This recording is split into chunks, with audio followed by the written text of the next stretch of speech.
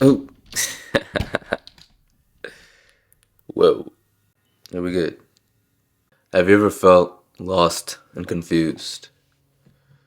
I remember when I was 19 and I had just come back from college.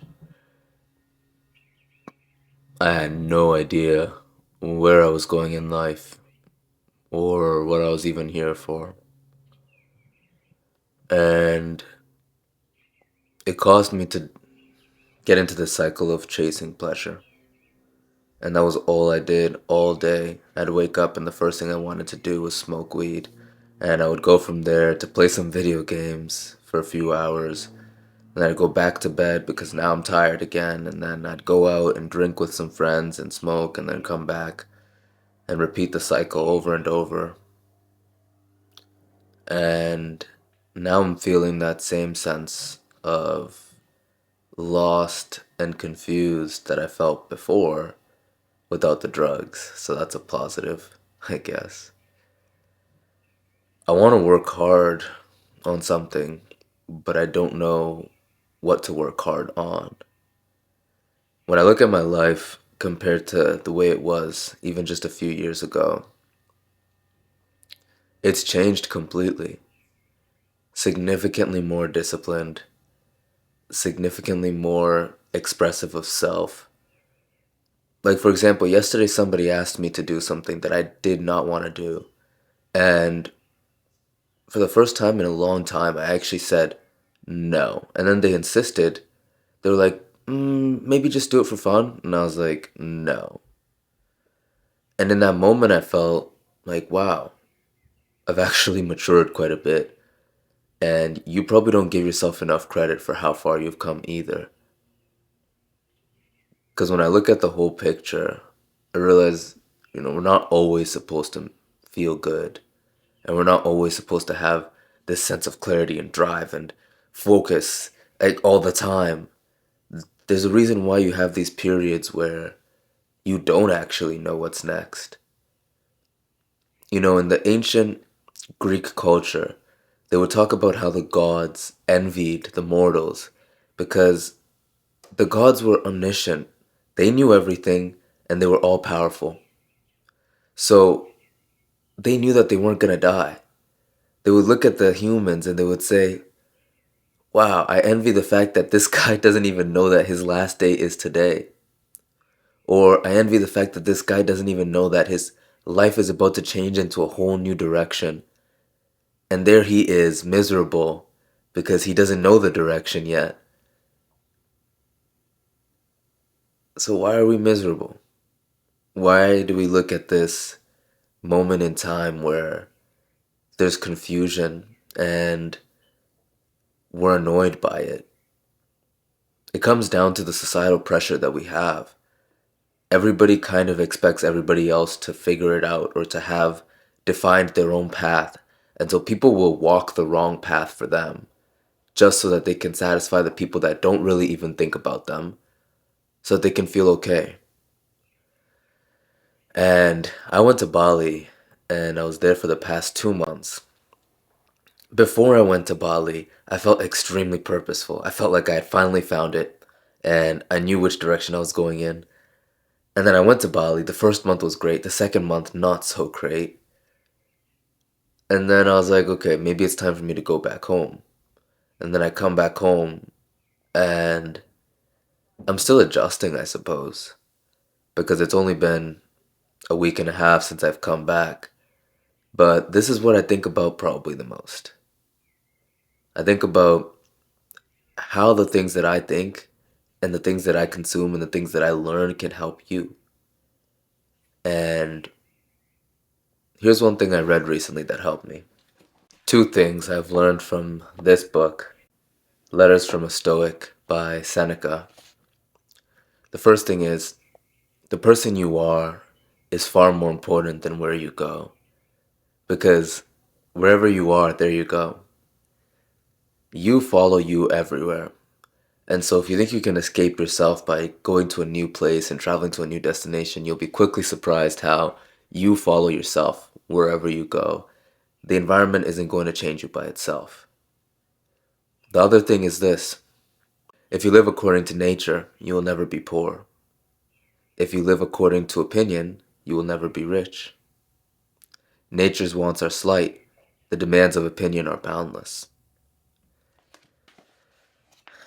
And when I think about that, it becomes so clear to me that part of the reason people live in such a way that gives them this sense of calm is because it means they don't have to worry about other people's opinions. And you've probably done this too, where you'll do something that you're not even sure about because other people expect you to do that. For me, that was going to college. I had no idea what I wanted to do in college. Absolutely no clue. And that's 50% or more of people that go to college. They have no idea. And so, why do we do it? We think that we should do it because other people say that we should do it, but then we do it and then we find out that it's not even for us. It's not even good for us.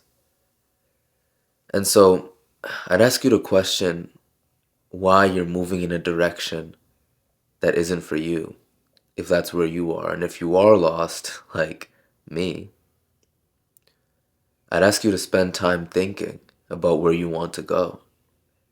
There's two questions that we all have to answer, and that is, who are you and where are you going? And you should know your end destination. For me, my end destination is building and creating a community of people that are improving themselves on a daily basis and looking for all the areas in which they can take their life to the next level. And it doesn't always feel good. Usually it does, but the hard part is you'll always find deficiency. And deficiency leads to a lowered self-esteem because we have to face ourselves in the mirror and look and see that we have flaws. But the flaws are what make you who you are. They're not something to run away from, they're something to embrace and to put like your heart on your sleeve. I'll tell you an example. I used to be very, very ashamed of my forehead because as a kid, people used to make fun of people that had large foreheads. So I was always secretly insecure that I had a large one, even though nobody made fun of me. I was like, well, what if I do have one day and then they'll make fun of me? And then I'm scared. And then when I was in Bali, I was like, wait, this isn't even important. Why am I letting the opinions of others define how I live my life? I had grown out my hair because of that fear that I had as a child. And so if you have one of those weird fears that you developed as a kid, why are you living in a way that actually magnifies it? Trying to hide it magnifies the problem. Embracing it solves it.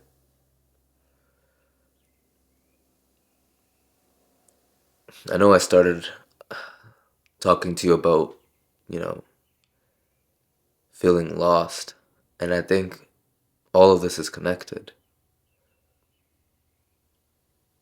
Like I told you, my goal is to grow a community and to eventually sell you something that changes your life. And my intention is to be profitably in service of other people. And I think you should set a similar intention as well, because I've had a lot of people that have helped me in my life, and some of them helped me for free, some of them I paid. The difference between the ones that I paid and the ones that helped me for free is that the ones that I paid set an intention that they wanted to be paid for this. They were worthy in their minds of getting paid for it. You have to be worthy in your mind and you have to be worthy in your action. And I think being worthy in your action and being worthy in your mind are tied together. So you have to take action and you really have to believe that you're worth it based on the actions that you're taking. For example, I haven't been consistent in this.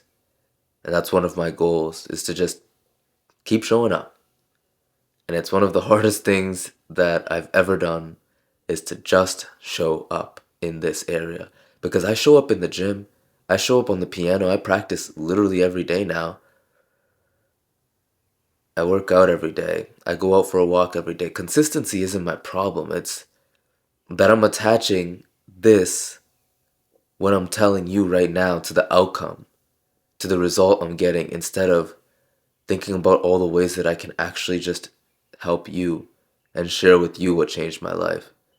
Because I guarantee the transformation that I've gone through, I would pay thousands of dollars to do it in less time than I did it. It took me 4 years to get out of a deep, dark hole and to get into somewhere where I actually enjoy being me. Every day I wake up and I'm like, wow, this is the life that I live. And I'm genuinely happy about it. I'm not always happy, like in a good mood, but I'm grateful for it.